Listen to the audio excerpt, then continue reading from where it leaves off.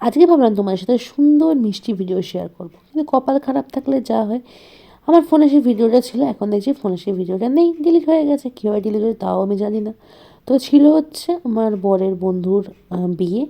তো গায়ে হলুদের দিন আমরা পৌঁছে গেছিলাম। তো গায়ে হলুদে কিছু সুন্দর সুন্দর মিষ্টি মিষ্টি মুহূর্ত আমার ফোনে ক্যাপচার করা ছিল, বাট সেটা এখন নেই।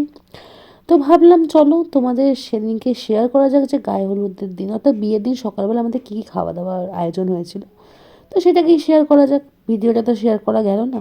তো ছিল ভাত, ছিল ডাল, তার সাথে ছিল হচ্ছে ঝুড়ি ঝুড়ি আলু ভাজা, তার সাথে ছিল হচ্ছে আলু ফুলকপি একটা রসা। তো প্রত্যেকটা খাবারই অসাধারণ ছিল। স্পেশালি আমি ঝুড়ি ঝুড়ি আলু ভাজা খেতে বেশ ভালোবাসি। তো ডাল আর ঝুড়ি ঝুড়ি আলু ভাজা আর কিছু চাইই না আমার।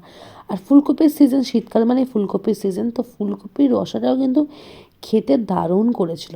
আর ছিল হচ্ছে এই রুই মাছ বা কাতলা মাছ, পোনা মাছের কালিয়া বলা যেতে পারে। পোনা মাছের কালিয়াটাও কিন্তু খেতে দারুণ ছিল এক কথায়। মানে প্রত্যেকটা খাবারের টেস্ট কিন্তু অসাধারণ ছিল।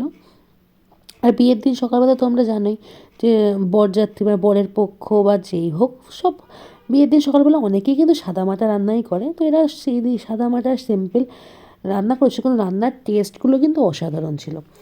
তো এই ছিল হচ্ছে আমাদের হালকা ফুলকা মেনু। দাঁড়া দাঁড়া বলতে ভুলে গেছিলাম, শেষ পাতে কিন্তু চাটনিও ছিল, সেটাও খেতে কিন্তু খুব ভালো ছিল।